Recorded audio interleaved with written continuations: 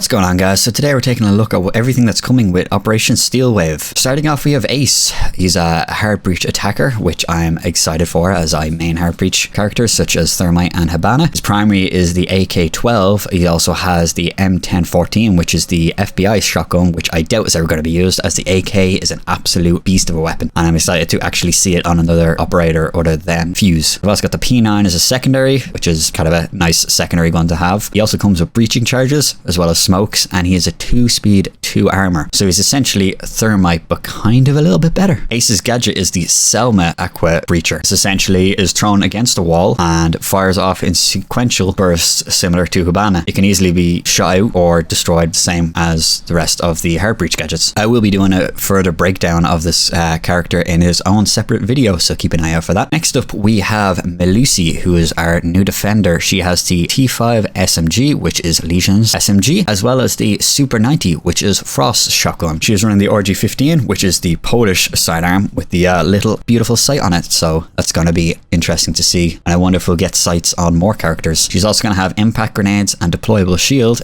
and she is a 1 armor 3 speed, so it's pretty much going to feel like playing Legion, except you're fast as fuck, boy. Melusi has the Banshee Sonic Defense, which is essentially a glorified dubstep machine that will just wub you as you try to wake your way into the objective or you get within this range. It's bulletproof and you need to melee it or use other means to destroy it. We're also going to have a map rework of House, which I am excited to play. I'll also be doing a comparison and walkthrough between the old and the new map, so keep a look out for that. We're also getting big changes to Amaru. She'll no longer destroy the barricade as she's rappelling up, but more she will break the barricade as she enters, as well as the time for her to bring her gun back up is going to be shortened, so she'll be able to ADS a lot faster. And I think this change is definitely going to make her more useful, mostly just for the casual, because I think that's what it's mostly aimed at, but she will be a nice kind of rush surprise, and she will also be able to break hatches from below with her Garrow hook, so that's going to be interesting to see how that plays out. As well as this, we're also getting a new secondary gadget, which is going to be the proximity alarm. You'll essentially throw this, stick it to any kind of surface, and if once the defender enters into proximity of the alarm, it's going to make a high-pitched beeping noise until it's taken out, which is going to be very useful whether you're roaming or anchoring on site. You'll also get 2 of them, which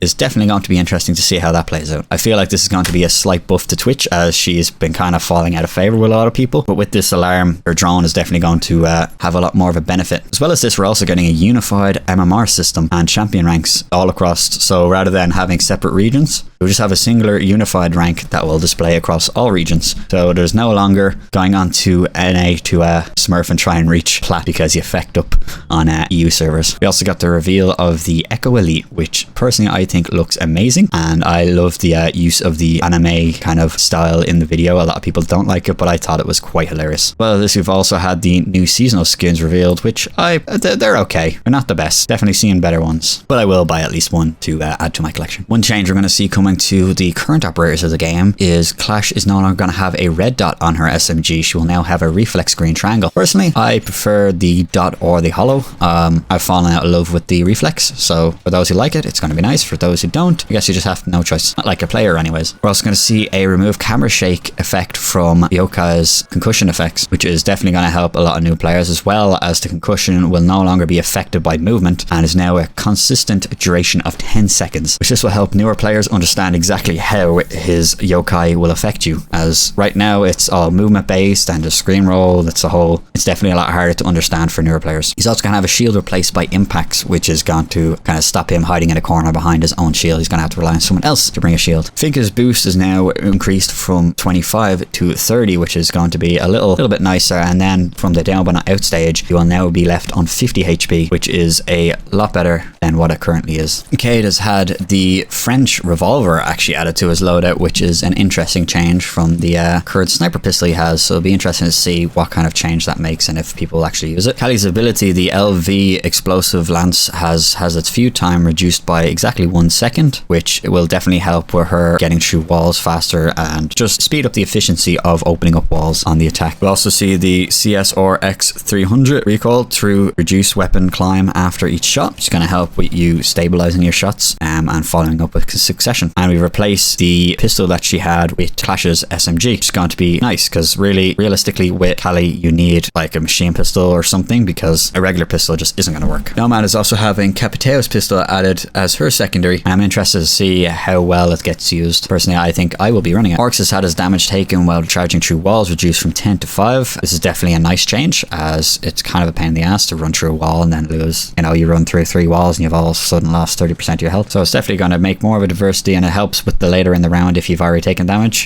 You can still kind of use it to enter sites as such in an interesting way. He's also had his bulletproof cam replaced with proximity gadgets that we spoke about earlier, and he's added an angle grip added to his MP5, which is going to help when he's charging through those walls to get his gun back up and be able to actually take out the attackers in more of a surprise attack. So be interested to see how that plays out. Now we have a bit of a nerf to Ella and Zofia. The mount's sensitivity multiplier that used to affect and slow your turning once you're hit by their concussions has now been removed, which is gonna feel weird at first, but it's gonna be nice. At least you can actually react and turn, as opposed to being kind of immobilized and easily to kill. And Ying has had her Candelas reduced from 4 to 3, which has already been deployed on PC, so this is more just for console. As well as this, we've had some tweaks and improvements. We've had an interesting change to the what is essentially the AA-12 for Alibi and Maestro. They've now changed a bit from a buckshot to a slugshot to kind of more align with the likes of the TCSG and Cade and Goyo. So it's going to be interesting to see how that works. It's essentially a kind of a weak version from what I've seen so far, but it's going to be fun nonetheless to use. They've made a general just quality of life update to playlists and guides, so you'll be able to kind of navigate it easier and just kind of see exactly how you're doing in terms of your ranked season. So an interesting thing here of the audio localization, which for some reason will not be for French and Russian for the new ops, so they recommend turning on subtitles until that is due. Last but not least, we have game health changes. First off, we have match cancellation, which is amazing to actually see come into the game. This will essentially, in short, if you're starting up a game and one of your teammates leaves or there's an imbalance due to whatever disconnection issues on the team that has lost the player, they will, before the first round, they will be given an option to vote to cancel the match, and this will have no effect on their MMR, which is nice, because the amount of times I've loaded into a game, we've had someone, I don't know, whether disconnect or just they didn't mean to and they're just abandoning, and we're able to just cancel the match and that will no longer affect us. However, abandon penalties will still apply for the person who actually abandoned the match in the first place, and if you leave before it has been accepted as a match cancellation, that means everybody has voted, you will receive a penalty. So in short, someone leaves on your team, you get a vote to